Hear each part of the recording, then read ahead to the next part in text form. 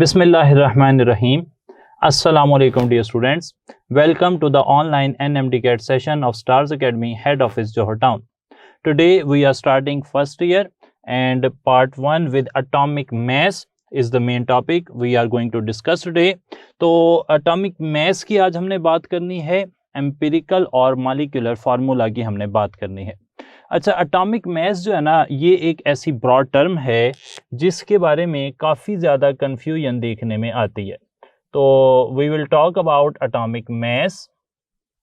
सबसे पहले हम ना वर्ड एटॉमिक मास का तर्जुमा अगर कर लें तो एटॉमिक मास जो वर्ड है ना, इसका मतलब डेफिनेटली जैसा कि नाम से जाहिर है कि मास ऑफ एन एटम जो है, इसे आप कहते हैं एटॉमिक मास. तो सिंपलेस्ट फॉर्म में हम कह सकते हैं कि atomic mass is the mass of an atom. Okay, तो mass of an atom जो है, इसे आप मेजर कैसे कर सकते हैं?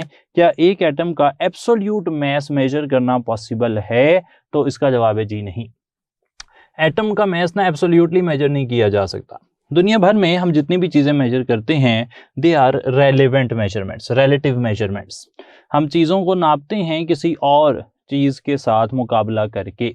आप वज़न कोई भी कर लें, कोई भी मैस आप नापते हैं तो उसके लिए ना एक फ़िज़िकल बैलेंस इस्तेमाल होता है, और उस फिज़िकल बैलेंस में एक साइड पर आपने कोई वेइंग कोई बाट रखे होते हैं, कोई वज़न रखा होता है, और उस वज़न के साथ मुकाबला करके आप दूसरी चीज़ का वज़न निकाल लेते हैं और आप कहते हैं कि ये जो मैस आया ना, ये उस चीज़ का मैस है. हालांकि ये उसका एब्सोल्यूट मैस नहीं है, यानी कि आपने उसे अकेली उस चीज़ को मेजर नहीं किया, आपने उसे रिलेटिव टू जो आपके पास वेइंग मटीरियल था उसके रिलेटिव आपने उसे मेजर किया.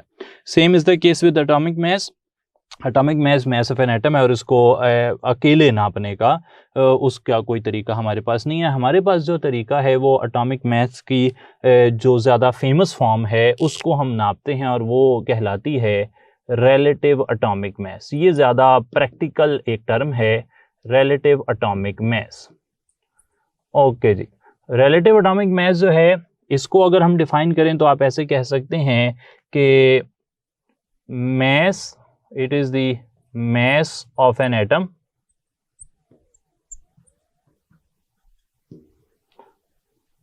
compared to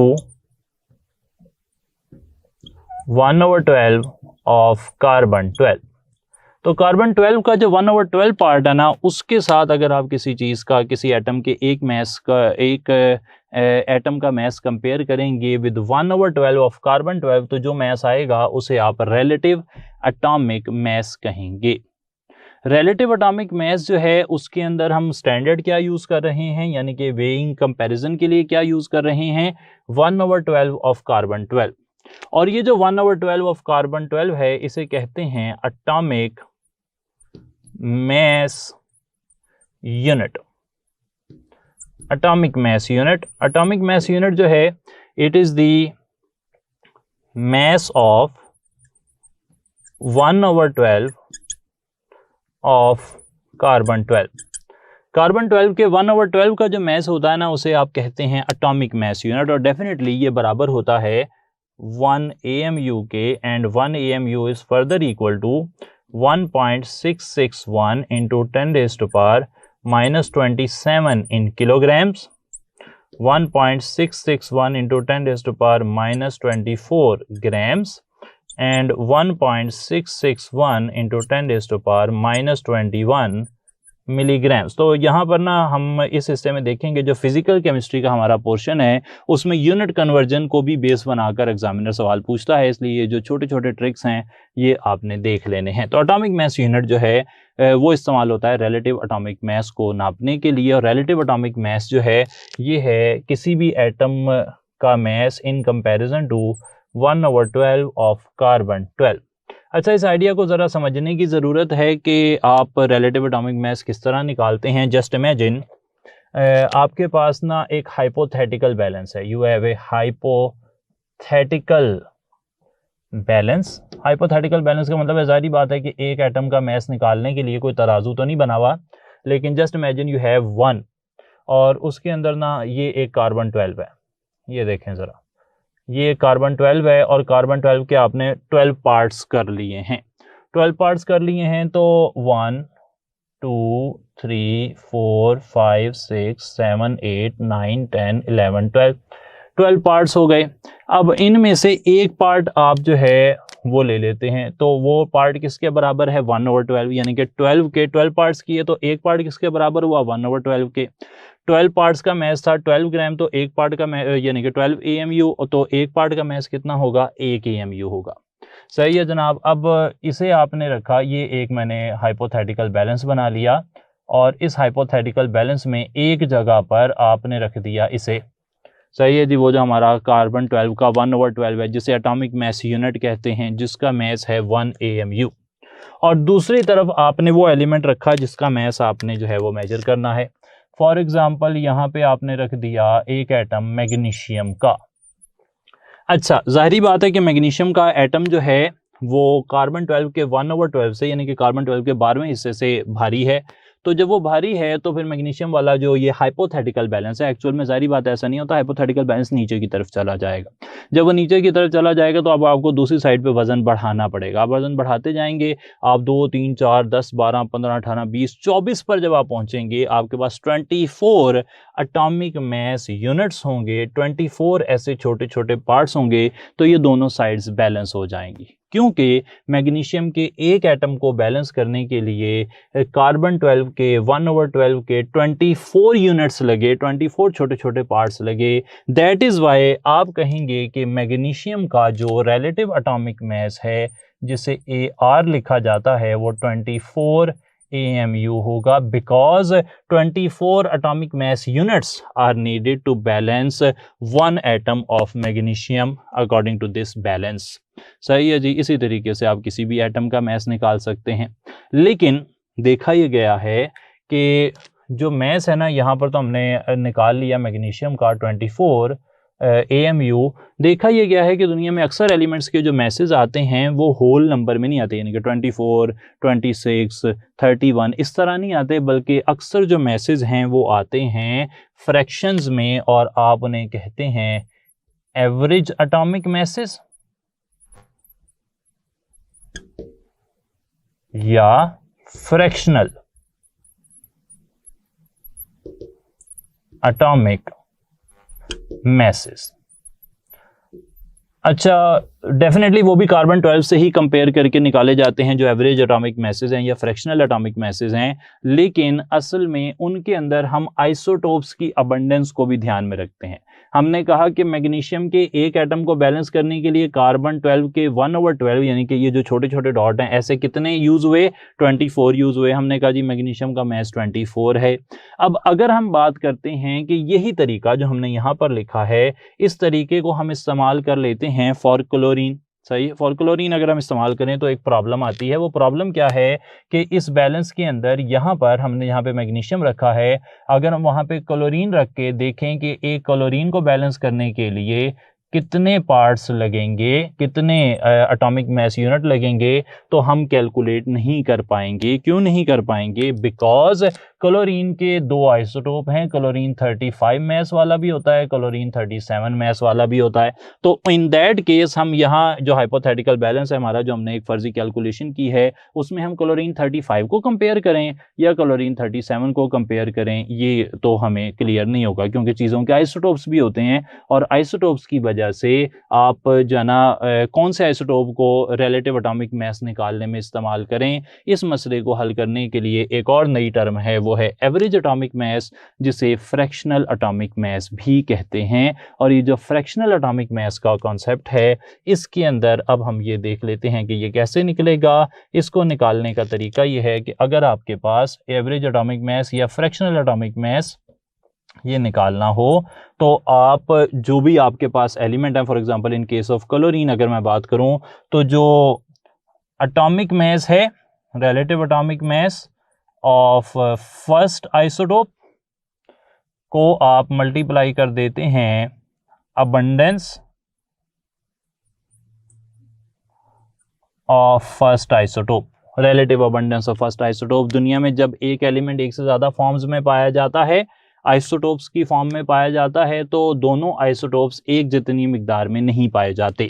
मिसाल के तौर पर अगर मैं क्लोरीन की ही बात करूं, तो क्लोरीन का जो 35 वाला आइसोटोप है वो दुनिया में 75% पाया जाता है, जबकि क्लोरीन 37 वाला जो है वो ओनली 25% पाया जाता है। यानी कि इनकी अबंडेंस अलग अलग है, दुनिया में पाए जाने का इम्कान अलग अलग है। तो एवरेज एटॉमिक मास निकालने के लिए आप पहले आइसोटोप का रिलेटिव एटॉमिक मास उसे उसकी अबंडेंस से ज़रब दे देते हैं, फिर प्लस कर देते हैं relative atomic mass of second isotope और उसे मल्टीप्लाई कर देते हैं उसकी अबंडेंस से, और इस तरीके से अबंडेंस ऑफ 2 फॉर एग्जांपल, और यहाँ से जो जवाब आएगा उसे आप डिवाइड कर देंगे 100 से, यहाँ से आपका जवाब आ जाएगा एवरेज एटॉमिक मास। सही है जनाब, एवरेज एटॉमिक मास। जब आप ये वैल्यूज पुट करते हैं फॉर क्लोरीन, अगर मैं यहाँ फॉर क्लोरीन लिखूँ तो फॉर क्लोरीन जो है ये वैल्यू आ जाती है जी, फॉर क्लोरीन ये वैल्यू आती है 35.5। तो ये जो 35.5 AMU है ये क्लोरीन का एवरेज एटॉमिक मास है, ये क्लोरीन का फ्रैक्शनल एटॉमिक मास है, because it depends upon not only the relative atomic mass बल्कि ये रिलेटिव अबंडेंस पर भी डिपेंड करता है। सही है जी। तो ये कॉन्सेप्ट हमारा रिलेटिव एटॉमिक मास के हवाले से क्लियर होना चाहिए। इस एरिया में जो है ना हमने एक बिल्कुल ही डिफरेंट बात की है, जो कि इससे पहले शायद आप में से अक्सर लोगों जो हैं उनको ये कन्फ्यूजन रहती थी। चलें आगे की तरफ चलते हैं। अब हम बात कर रहे हैं एम्पिरिकल फार्मूला की। एम्पिरिकल फार्मूला आज हमने 3 हेडिंग्स डिस्कस करनी है। एक है एटॉमिक मास या रिलेटिव एटॉमिक मास और उससे मिलती जुलती कुछ टर्म्स हैं। दूसरी बात हमने करनी है वो होगी कि एम्पिरिकल फार्मूला जो है वो क्या होता है। अच्छा जी, हेडिंग बना लेते हैं एम्पिरिकल फार्मूला की, और एम्पिरिकल फार्मूला को मैं साथ ही कंपेयर कर लूंगा विद मॉलिक्यूलर फार्मूला।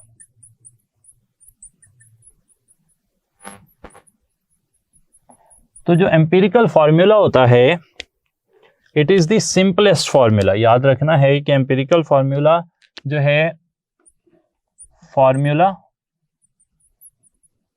शोइंग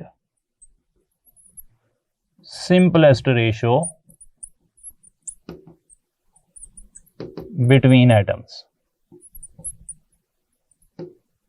तो एटम्स के दरमियान में जो सिंपलेस्ट रेशो शो करता है उसे आप कहते हैं कि ये एम्पिरिकल फार्मूला है। इसके मुकाबले में जो मॉलिक्यूलर फार्मूला है it shows actual ratio between atoms. तो ये एटम्स के दरमियान में असल रेशो को जाहिर करता है। देखा यह गया है कि empirical formula is written always written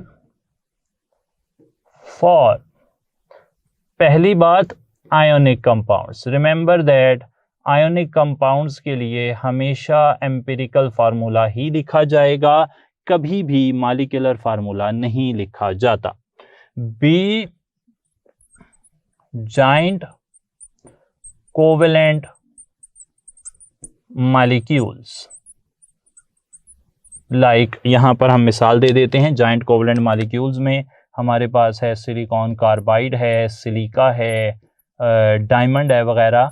in सब के लिए आप हमेशा ही एम्पिरिकल फार्मूला लिखते हैं, इनका कभी भी मॉलिक्यूलर फार्मूला नहीं लिखा जाता। थर्ड ऑप्शन अगर मैं यहां पर कहूं तो molecules already having simple whole number ratio between atoms. तो कुछ मॉलिक्यूल्स दुनिया में ऐसे हैं जिनका फार्मूला वैसे ही सिंपलीफाइड फॉर्म में है। इस हिस्से में काफी मिसालें कोट की जा सकती हैं, लाइक H2O है, H2S है, इसी तरीके से C12, H22, O11। इन तमाम केसेस के अंदर जो फार्मूला है वो ऑलरेडी सिंपलीफाइड फॉर्म में है और किसी भी डिजिट से डिवाइड करके इन्हें फर्दर सिंपलीफाई करके हल नहीं किया जा सकता। तो यहाँ पर हम कहेंगे कि जो एम्पिरिकल फार्मूला है वही मॉलिक्यूलर फार्मूला है। ये तो हो गई बात एम्पिरिकल फार्मूला की। इसके कंपैरिजन में अगर हम मॉलिक्यूलर फार्मूला की बात करें तो it shows actual ratio of atoms, और ये जो है ना यूज्ड, इसे इस्तेमाल करते हैं फॉर मोस्ट कोवेलेंट कंपाउंड्स, काफ़ी सारे कंपाउंड्स हैं कोवेलेंट कंपाउंड्स जिनके लिए हम मॉलिक्यूलर फार्मूला का कंसेप्ट यूज़ करते हैं, और इसमें न्यूमरस एग्जांपल्स हम कोट कर सकते हैं। फॉर एग्जांपल हम यहाँ पर बात कर सकते हैं सल्फ्यूरिक एसिड की, हम बात कर सकते हैं ग्लूकोज की, C6H12O6 है, एंड सो ऑन। तो काफ़ी सारे कंपाउंड इधर भी डील किए जा सकते हैं। एक और बात याद रहे कि ना सिर्फ कोवेलेंट कंपाउंड्स बल्कि फॉर कोऑर्डिनेट कंपाउंड्स जो हैं उनके लिए भी आप जो वर्ड है ना वो यूज़ करते हैं, कोऑर्डिनेट कंपाउंड्स के लिए भी आप इस्तेमाल कर सकते हैं ये टर्म, यानी कि जो मॉलिक्यूलर फार्मूला है। फॉर एग्जांपल यहाँ पर हम HClO4 की अगर बात करें तो ये उसका मॉलिक्यूलर फार्मूला हो जाएगा। सही है जी। और अगेन यहाँ पर मैं ये बताता चलूँ कि एम्पिरिकल फार्मूला जो है ये सिंपलेस्ट रेशो को जाहिर करता है, और दे रहा है बहुत सारे कंपाउंड ऐसे हैं जिनके लिए एम्पिरिकल फार्मूला और मॉलिक्यूलर फार्मूला सेम होता है। इवन आप सल्फ्यूरिक एसिड के लिए देख लें। और यहाँ पर जो एम्पिरिकल फार्मूला है इसमें अगर एक और बात की जाए तो वो ये हो सकती है कि फॉर एवरी कंपाउंड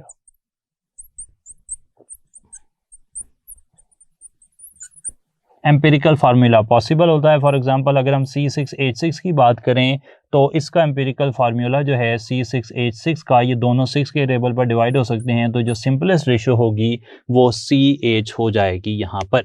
तो ये सारी बात करने के बाद अब हम आगे की तरफ चलते हुए देखना चाह रहे हैं कि किस तरह एम्पिरिकल फार्मूला को कैलकुलेट किया जा सकता है। एम्पिरिकल फार्मूला की कैलकुलेशन और उसमें परसेंटेज का यूज़ हम देखेंगे। तो कैलकुलेशन ऑफ एम्पिरिकल फार्मूला जो है इसके बारे में बात कर लेते हैं।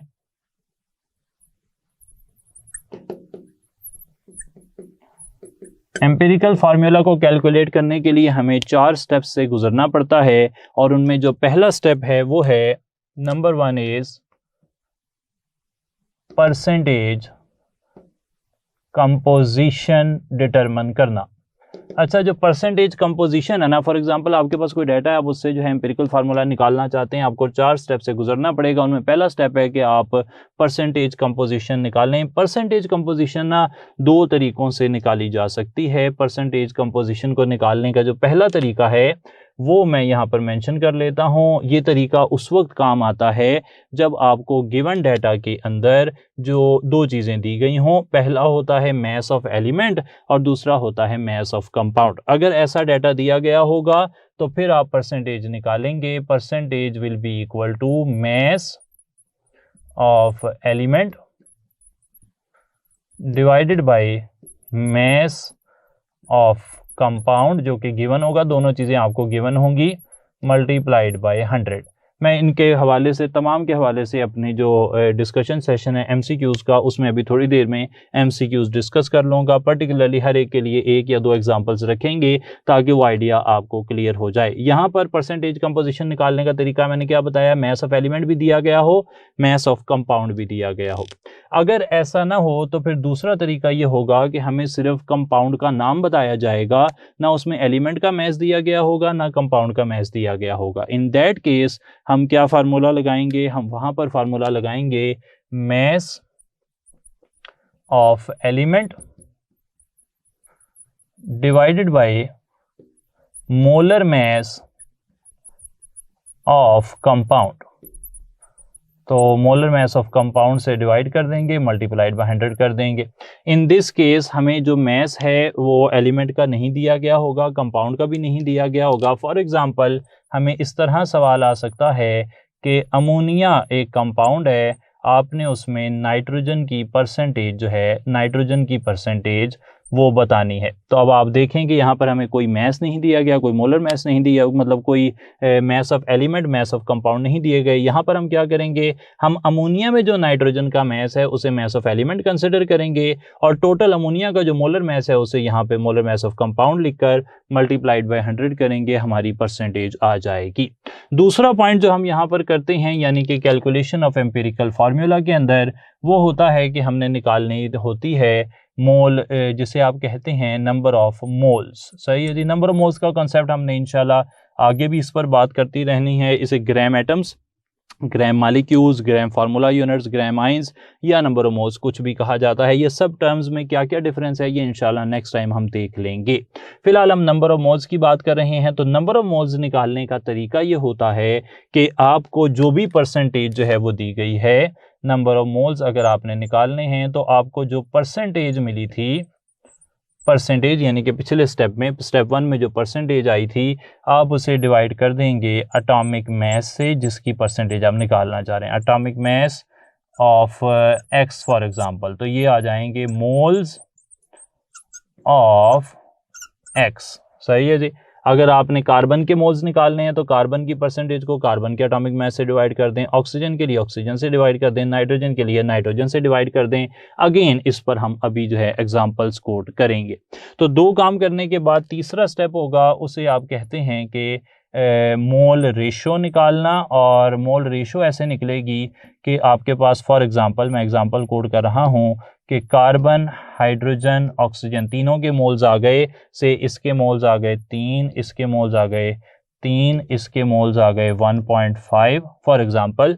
तो अब आपने यहाँ पर जिसके मोल सबसे कम है ना, उससे सबको डिवाइड कर देना है, यानी कि 1.5 सबसे कम है तो आप 1.5 से ही सबको डिवाइड कर देंगे और यहाँ पे जो भी जवाब आएगा वो आप देख लेंगे। ठीक हो गया जी बात। और आखिर में चौथा स्टेप होता है कि आपको जो भी जहाँ से जवाब मिल रहा है उसे आप सिंप्लीफाई कर लें। फॉर एग्जांपल यहाँ से हमें जवाब मिल रहा है कार्बन 2, हाइड्रोजन 2, ऑक्सीजन 1। ये वैसे ही होल नंबर में है वैल्यू, तो हम इसे सिंप्लीफाई नहीं करेंगे। अगर ये पॉइंट्स में होते तो हम इसे बाद में सिंप्लीफाई कर लेते। ये आ गया जी एम्पिरिकल फार्मूला। और एम्पिरिकल फार्मूला से फिर हम निकाल सकते हैं मॉलिक्यूलर फार्मूला। मॉलिक्यूलर फार्मूला और एम्पिरिकल फार्मूला में जो रिलेशन है वो क्या है? Molecular formula is equal to n into empirical formula. n into empirical formula और एम्पेरिकल फार्मूला और मॉलिक्यूलर फार्मूला में ये जो n है, n की वैल्यू कैसे निकलती है? ये होती है molecular formula mass over empirical formula mass. सही है जनाब। तो ये सारी चीज़ें हमने ध्यान में रखनी है। मैंने आपसे डिस्कस किया कि आप एम्पेरिकल फार्मूला को कैसे कैलकुलेट करते हैं। इस हिस्से को मैं रेज नहीं करूंगा क्योंकि हमने इसमें से हर स्टेप से 1 से 2 MCQ लाजमी करने हैं ताकि ये पूरा प्रोसेस जो है वो हमें क्लियर हो जाए, ना सिर्फ एम्पेरिकल फार्मूला का बल्कि मॉलिक्यूलर फार्मूला का भी। उसके बाद फिर हम आगे की तरफ चलते हुए कुछ जनरल क्वेश्चंस भी देखेंगे। तो चलें जी क्वेश्चंस वाला हिस्सा शुरू करते हैं। पहला क्वेश्चन देखते हैं जी। सवाल ये पूछा जा रहा है कि average atomic mass of an element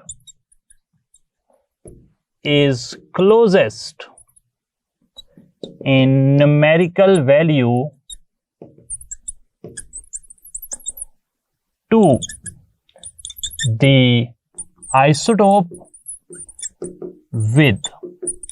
okay जी, सवाल ये पूछा जा रहा है कि आपके पास एक एलिमेंट है, हमने ये बात की कि जो एवरेज एटॉमिक मास या फ्रैक्शनल एटॉमिक मास है उसको निकालने के लिए हमें ना सिर्फ ये कि रिलेटिव एटॉमिक मास चाहिए होता है तमाम आइसोटोप्स का, बल्कि उनकी रिलेटिव अबंडेंस भी चाहिए होती है। तो सवाल ये है कि जो एवरेज एटॉमिक मास किसी एलिमेंट का निकलेगा उसकी जो वैल्यू आएगी वो किस आइसोटोप की वैल्यू के ज़्यादा करीब होगी? क्या वो उस आइसोटोप के ज़्यादा करीब होगी जिसका प्रोटॉन नंबर ज़्यादा है, जिसमें प्रोटॉन्स ज़्यादा हैं, या फिर जिसके पास न्यूट्रॉन ज़्यादा हैं उसके करीब होगी, या फिर जिसका मास कम है, जिस आइसोटोप का मास कम है उसके ज़्यादा करीब होगी, या फिर जिसकी हाईएस्ट परसेंटेज अबंडेंस है उसके करीब वैल्यू होगी? तो डेफिनेटली हमें यहाँ पर आंसर जो है वो टिक करना चाहिए कि जिसकी रिलेटिव अबंडेंस ज़्यादा होगी उसके करीब एवरेज एटॉमिक मास होगा। और इस पॉइंट को सपोर्ट करने के लिए मैं मिसाल जो है वो ले रहा हूँ हाइड्रोजन की। हाइड्रोजन जो है इसका एवरेज एटॉमिक मास वो होता है 1.008 AMU। और ये जो 1.008 AMU है ना, हाइड्रोजन के 3 आइसोटोप हैं, 1H1, 1H2 और 1H3। ये जो 1 वाला है इसकी रिलेटिव अबंडेंस मैक्सिमम होती है और जो एवरेज एटॉमिक मास आता है वो भी उसी आइसोटोप के ज़्यादा करीब होता है जिसकी रिलेटिव अबंडेंस ज़्यादा होती है। थोड़ी देर पहले हमने क्लोरीन के लिए भी देखा, क्लोरीन 35 की परसेंटेज ज़्यादा थी और जो रिलेटिव एटॉमिक मास है वो भी 35 के ज़्यादा करीब था, यानी कि 35.5, 37 के इतना करीब नहीं था। ये भी यहाँ पर मैं क्लियर करता चलूँ कि जो आइसोटोप्स का कॉन्सेप्ट है अलग से वो हमारे सिलेबस में शामिल नहीं है। हम हमने सिर्फ एवरेज एटॉमिक मास या फ्रैक्शनल एटॉमिक मास को समझने के लिए टर्म आइसोटोप और टर्म रिलेटिव अबंडेंस को या परसेंटेज अबंडेंस को जो है यहाँ पर उसका जिक्र किया है, और इतनी ही बात हमें उससे चाहिए। इससे कोई ये मतलब ना निकाले कि उसने आइसोटोप्स कंप्लीट करने हैं या रिलेटिव अबंडेंस का कॉन्सेप्ट और मास स्पेक्ट्रोमेट्री ये सारे के सारे करने हैं, ऐसा कुछ भी नहीं है जी। अच्छा, आगे चलते हैं। यहाँ पर हम मजीद इसी बात को एलेबोरेट करने के लिए एक और एग्जाम्पल कोट कर रहे हैं। अब की बारी हमें सवाल ये पूछा गया है कि an element has 2 isotopes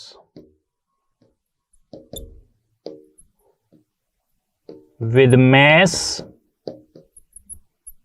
9 and 11 and percentage is equal to 50% each. Now question is, what is the average atomic mass of this element? तो सवाल ये है, काफ़ी लेंथी स्टेटमेंट्स हमें इस हिस्से में फंडामेंटल कॉन्सेप्ट्स में देखने को मिल सकती हैं। मैंने उसे थोड़ा सा सिंपलीफाई कर दिया है। छोटी स्टेटमेंट एक्चुअल में से बड़ी भी हो सकती है कि एक एलिमेंट है, उसके 2 आइसोटोप्स हैं और दोनों आइसोटोप्स के मैसेज हैं 9 और 11, दोनों की परसेंटेज 50% है। आपने बताना है कि उसका एवरेज एटॉमिक मास क्या है।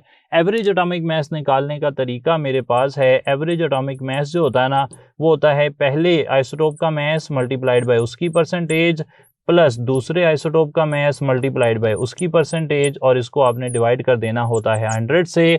ये बन रहा है 450 और ये बन रहा है ये बन जाएगा 550 जी। डिवाइडेड बाय 100 करेंगे तो यहाँ से आंसर आएगा 1000/100 और ये जवाब आ जाएगा 10। तो एवरेज एटॉमिक मास यहाँ पर 10 बन जाता है। ओके जी, नेक्स्ट क्वेश्चन देखते हैं। ये सवाल एक इंटरेस्टिंग सवाल है। सवाल हमें ये पूछा जा रहा है कि which species has different empirical formula than the rest?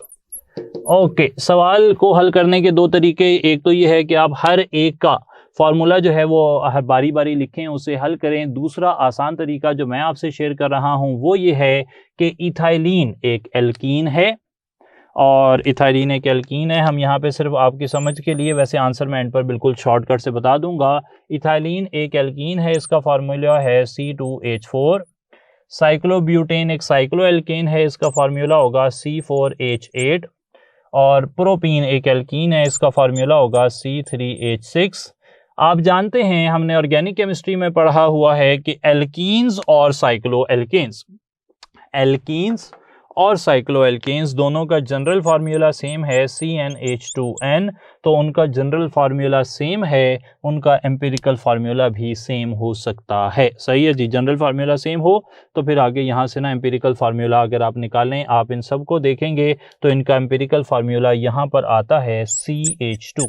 इसका भी CH2, इसका भी CH2, इसका भी CH2, सबका CH2 आ रहा है। लेकिन बेंजीन जो है इसका एम्पिरिकल फार्मूला CH2 नहीं होता, बेंजीन का एम्पिरिकल फार्मूला होता है CH। सही है जी, तो यहाँ पर बेंजीन डिफरेंट है, बाकी एल्कीन्स और साइक्लो एल्केन्स इनका एम्पिरिकल फार्मूला जी सेम होता है।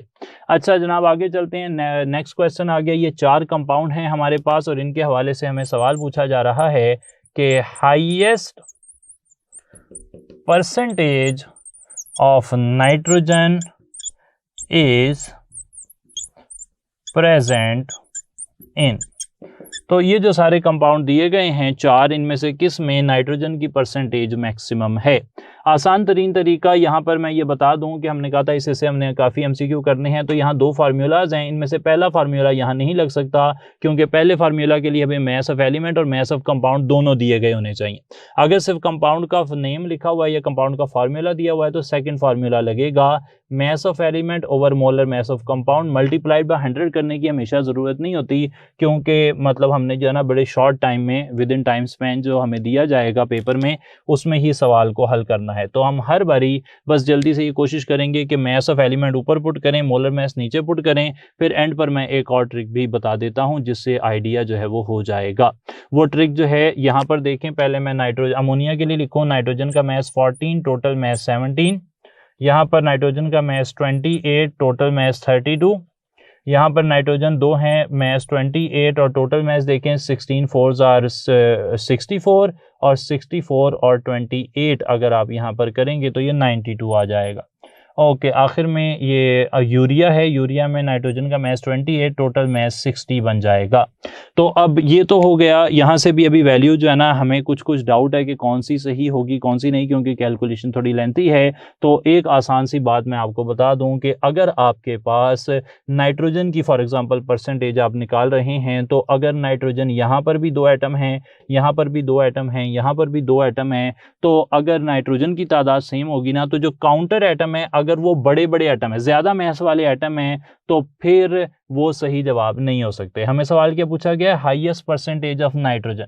वो कंपाउंड में नाइट्रोजन की परसेंटेज ज़्यादा होगी जिसमें नाइट्रोजन का मैस सबसे ज़्यादा हो, बाकी चीज़ों का मैस कम हो। अगर नाइट्रोजन से हैवी एलिमेंट ज़्यादा आ रहे हैं तो फिर नाइट्रोजन की परसेंटेज ज़्यादा नहीं आ सकती। यानी कि यहाँ पर नाइट्रोजन के साथ 4 ऑक्सीजन हैवियर एटम है, ये कभी भी सही जवाब नहीं हो सकता। यहाँ पर नाइट्रोजन के साथ कार्बन और ऑक्सीजन है, ये भी सही जवाब नहीं हो सकता। सही जवाब या तो NH3 होगा या N2O4 होगा, बिकॉज जो न्यूमरेटर है वो बड़ा होगा और डिनोमिनेटर इतना ज़्यादा बड़ा नहीं होगा, तो फिर आंसर सही आएगा।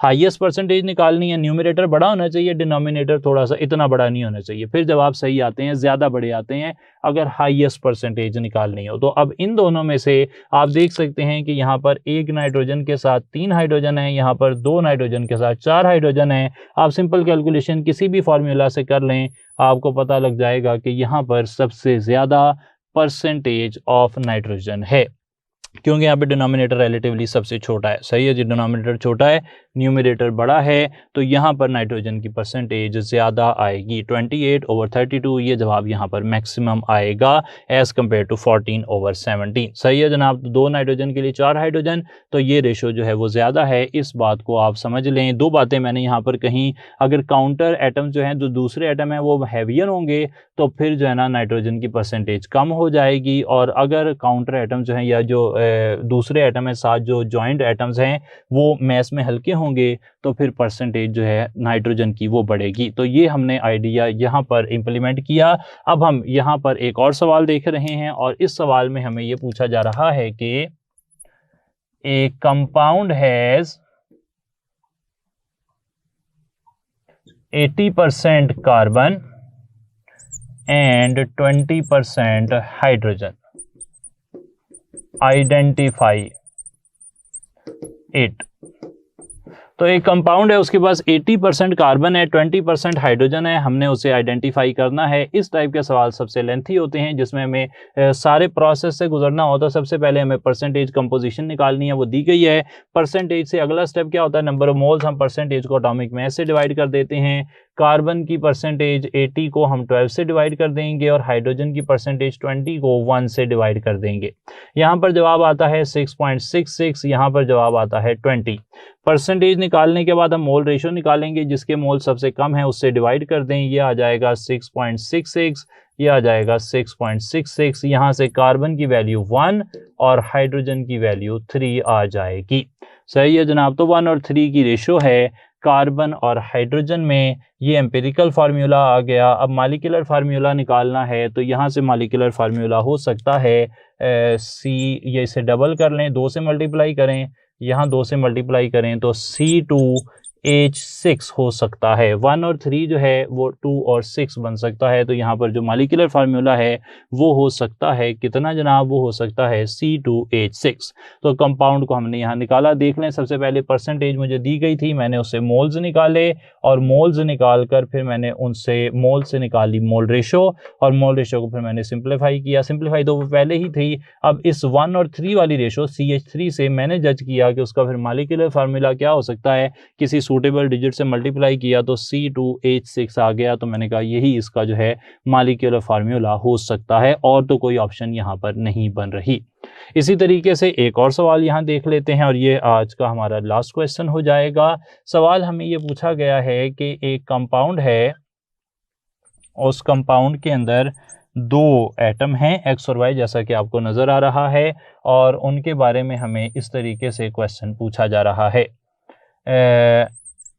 X has atomic mass 50 AMU and Y has atomic mass 16 AMU and the percentage of Y is equal to 32%. Okay, ये इन्फॉर्मेशन हमें दी गई है। एक्स का एटॉमिक मास दिया गया है, वाई का एटॉमिक मास दिया गया है और वाई की परसेंटेज दी गई है। अब सवाल हमें ये पूछा गया है आइडेंटिफाई 8, या ये जो कंपाउंड इससे बन रहा है एक्स और वाई से, तो उस कंपाउंड का फार्मूला हमने अंदाज़ा लगाना है। यहाँ पर भी हमें क्या दी गई है, परसेंटेज दी गई है, परसेंटेज दी गई है वाई की। हम जानते हैं, हमें ये पता होना चाहिए, डेफिनेटली पता होना चाहिए कि जो परसेंटेज है ना, वो सब चीज़ों की परसेंटेज मिलकर 100% बनती है। यानी कि अगर हमारे पास एक्स की परसेंटेज हमने निकालनी है तो ये बराबर होगी 100% minus percentage of Y. Percentage of Y कितनी है, परसेंटेज ऑफ वाई है 32, तो एक्स की परसेंटेज आ जाएगी 68%। अब हमारे पास एक्स की परसेंटेज भी आ गई, वाई की भी आ गई। जब परसेंटेज आ गई है तो अगला काम है मोल्स निकालने। मोल्स कैसे निकलते हैं, मोल्स निकलते हैं कि आप एक्स के जो परसेंटेज है एक्स के लिए, एक्स की परसेंटेज को एक्स के मोलर मास से डिवाइड कर दें, y की परसेंटेज को y के मोलर मास से डिवाइड कर दें। y का मोलर मास कितना है, 16 है। अब आप इसे हल करते हैं तो y के लिए वैल्यू आ जाती है 2 और x के लिए वैल्यू आ जाती है 1.36। अच्छा, ये वैल्यू कैसे हमने निकाली है, हमने यहाँ 68 को अंदर रख दिया है ब्रैकेट जो डिवीजन के लिए, और 50 को बाहर रखा है। यहाँ पर 1 लिखते हैं, ये 50 आ जाएगा, और यहाँ से हमारे पास जो बच जाती है वैल्यू, वो बच जाती है 1 और 8 पॉइंट लगाते हैं, यहाँ पर 0 आ जाता है, और फिर आप इसे 3 से मल्टीप्लाई करते हैं, ये 150 बन जाता है, और 150 के बाद यहाँ 30, एक 0 लग जाएगा और 3 6। तो इस तरह ना प्रॉपर आपको एक बारी सिर्फ केमिस्ट्री में पूरे पेपर में तो एक से ज़्यादा इस तरह के सवाल हमें नहीं मिलते। मैक्सिमम बहुत भी ज़्यादा अगर कोई डिफ़िकल्ट सिचुएशन हो तो 2 कॉम्प्लेक्स सवाल आ सकते हैं, तो वो अलाउड हैं, उतना कोई मसला नहीं है। आप ये नहीं सोचेंगे कि सारे सवाल इस तरह के आ गए हैं तो हमें बहुत कैलकुलेशन करनी पड़ेगी, बहुत लिमिटेड कैलकुलेशन यहाँ पर आती है। अच्छा, अब ये जो वैल्यूज़ है ये आ गई हैं मोल रेशो, इसे सिंप्लीफाई करने की ज़रूरत है। 1.36 को मैं सिंप्लीफाई करना चाह रहा हूँ तो मैं इसे मल्टीप्लाई कर देता हूँ एक सूटेबल डिजिट से। मैंने सूटेबल डिजिट जो सिलेक्ट किया है वो सिलेक्ट किया है 1.5, और यहाँ पर भी मैं 1.5 से मल्टीप्लाई करता हूँ, ये वैल्यू 3 बन जाती है, and this value becomes approximately equal to 2। ये बिल्कुल 2 के बराबर नहीं आएगी, सिंप्लीफाई में हमने बिल्कुल एग्जैक्ट वैल्यू नहीं निकालनी होती, तो ये अप्रॉक्सीमेटली 2 आ जाती है। यानी कि x की जो वैल्यू है वो आ गई है 2, जबकि y की वैल्यू जो है वो 3 है। तो इस हिस्से में आपने देखा कि ये जो थोड़ा सा ट्रिकी पार्ट है, इसको आप किस तरीके से करेंगे। इसके साथ ही आज का हमारा लेक्चर मुकम्मल होता है। इंशाल्लाह नेक्स्ट टाइम मजीद कैलकुलेशंस के साथ और मोल कॉन्सेप्ट के साथ आपके फिर मुलाकात होगी। थैंक यू सो मच जी, अस्सलाम वालेकुम।